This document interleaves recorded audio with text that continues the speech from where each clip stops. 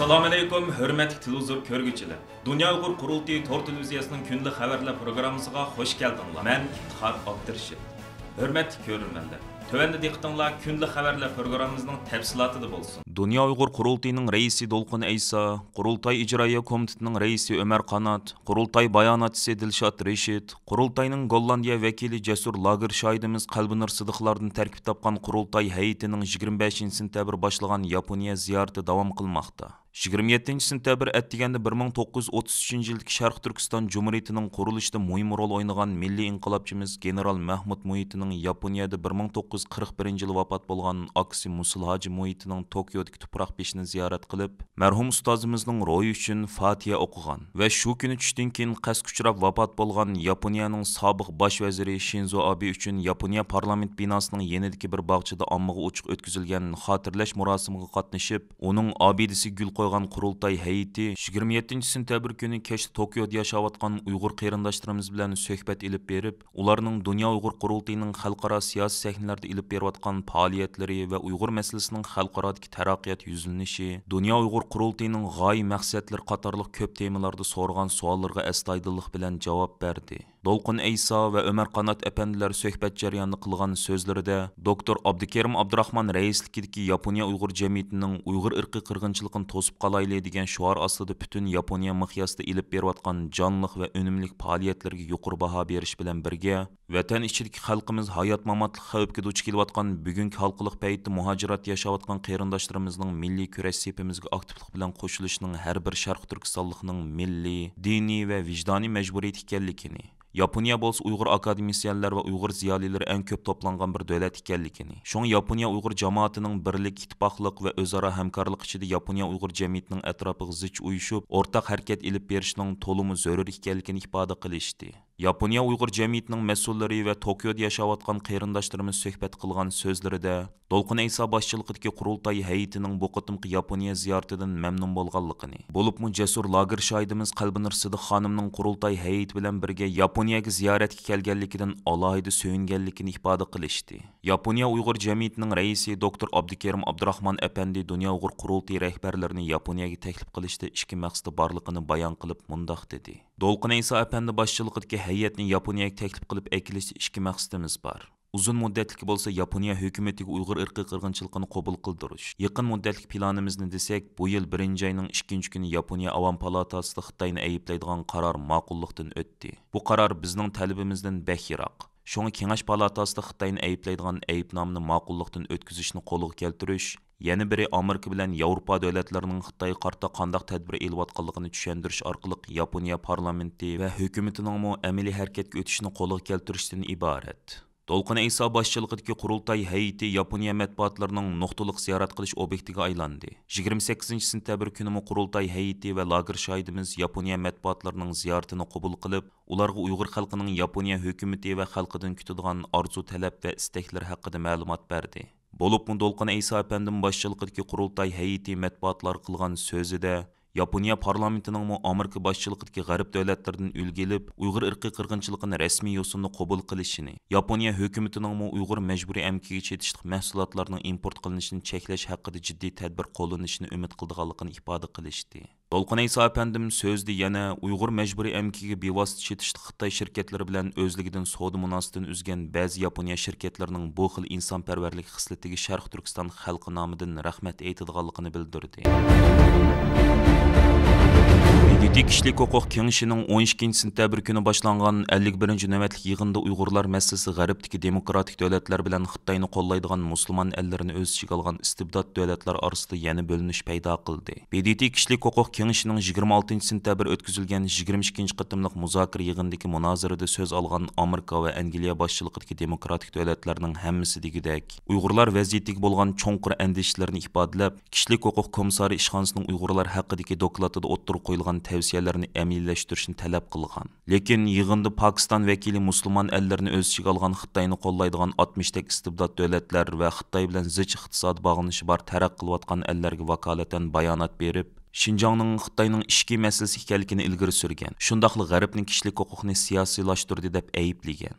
Mazkur yig'inda Amerika bilan Angliya boshchiligidagi bir qism davlatlar BDT kishilik huquq kengashining kelar qatimliq yig'inda Xitoyning Uyg'urlarga tutgan muomalasini muzokara qilish taklif loyihasi sungan edi. 26 sentabr kuni BDT kishilik huquq kengashida bo'lgan munozara Amerika qatorliq davlatlarning taklif loyihasi kelar hafta ovoz qo'yilgan halqiliq bir paytda o'tkazilgan. Yig'inda Amerika vakili Uyg'urlarga qarta irqiy qirg'inchilik va insoniyatga qarshi jinoyat sodir qilinayotganligini yana bir qatim ta'kidlab, Xitoyning kishilik huquq mutaxassislarining rayonda mustaqil tekshirish ilib berishiga yo'l qo'yishga undigan. Yig'inda Amerika vakili mundaq degan: Amerika Xitoy Xalq Cumhuriyati doiralarining Xinjiangdagi asosliq musulmon bo'lgan Uyg'ur va boshqa etnik ham diniy asonliqlarga qarta sodir qilayotgan irqiy qirg'inchilik va insoniyatga qarshi jinoyatidan cho'nqur andish qiladi. Biz kishilik huquq oliy komissari ishxonasi tayyorlagan va kishilik huquq oliy komissari 31 avgust e'lon qilgan doklad hujjatlashtirilgan tutqun qilish, qiyin qistoq va boshqa xo'rlash qilmishlariga alohida diqqat qilamiz. Biz Xitoy Xalq Cumhuriyatini bu qabihliklarni darhol to'xtatishga, nohaq tutqun qilinganlarni qo'yib berishga,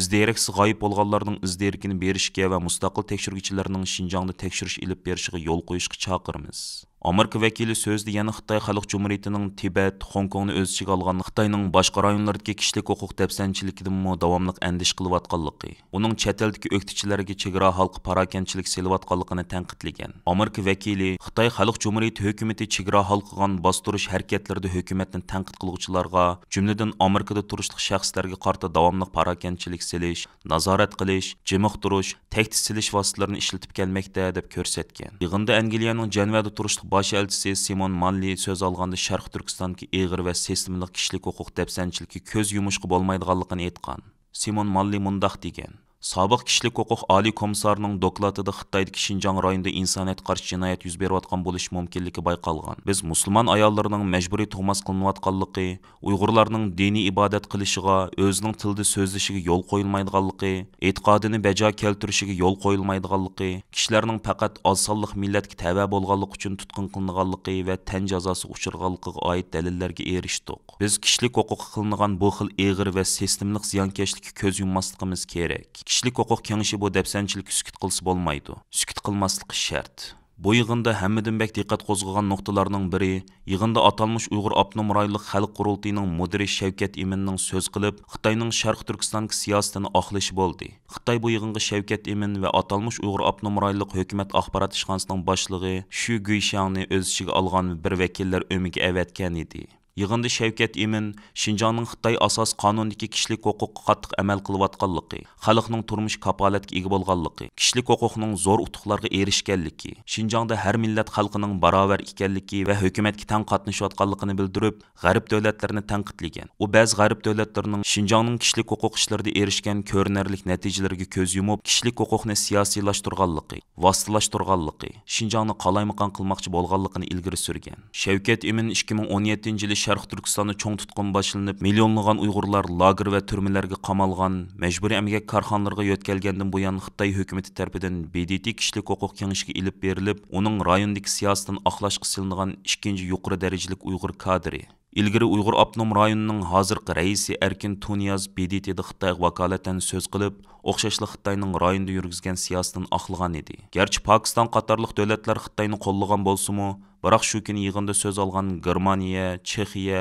Litvaniya, Fransiya, Finlandiya, Yangi Zelandiya, Yaponiya, Lüksemburg qatorliq g'arb davlatlarining hammasi Uyg'urlarning vaziyati, BDT kishilik huquq oliy komissarligining dokladidagi bayonlarga bo'lgan andishlarini ifodalab, BDT kishilik huquq kengashining mustaqil tekshirish ilib berishini, Xitoyning kishilik huquq oliy komissarligining dokladidagi tavsiyalarga amal qilish kerakligini ta'kidlagan. Germaniya vakili so'z olganda, Germaniyaning Uyg'urlar vaziyatini qattiq andish qildiganligini bildirib, mundaq degan: Germaniya Xitoy kishilik huquq vaziyatidan, bo'libmi Xinjiang, Tibet va Hong Kong vaziyatidan cho'nqur andish qildiganligini ta'kidlaydi. Biz kishilik huquq oliy komissari ishxonasining Xinjiang kishilik huquq vaziyatiga oid mohiyatlik dokladini qarshi olamiz. Bu madaniyat, diniy, kimlik va diniy meroslarni chiqish jihatlarga sistemlik bostirishni o'z ichiga olgan. Dokladda dalillar mavjud kishilik huquq dafsanchiligining insoniyatga qarshi jinoyat tashkil qildiganligini ko'rsatdi. Germaniya vakilining yig'inda ta'kidlashicha, Germaniya Xitoyni BDT kishilik huquq oliy komissari ishxonasi bilan hamkorlashib, dokladki tavsiyalarini ijro qilishga chaqirish bilan bir vaqtda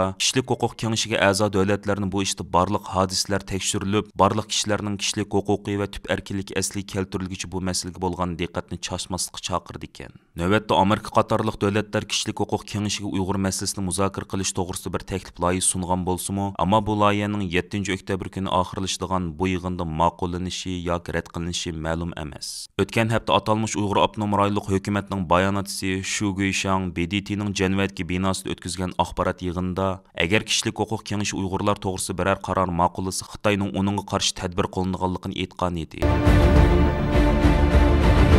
27-sentabr kuni Angliyadagi Uyg'ur, Tibet va Hong Kongliklarga vakillik qildigan 9 tashkilot birlikda Angliyaning yangi bosh vaziri Liz Trussga maktub yozib, uning yordamini talab qilgan. Dunyo Uyg'ur qurultiyi, Angliya Uyg'ur jamiyati va Uyg'ur irqiy qirg'inchiligini to'xtatish guruhi, Angliya Tibet jamoati, Hong Kongliklarga yordam qatorliq tashkilotlar birlikda e'lon qilgan ochiq xatda munolar deyilgan. 10-oyning 1-kuni Xitoy hukumati Xitoy Xalq Jumhuriyati qurilganligining 73 yilligini tabriklaydi.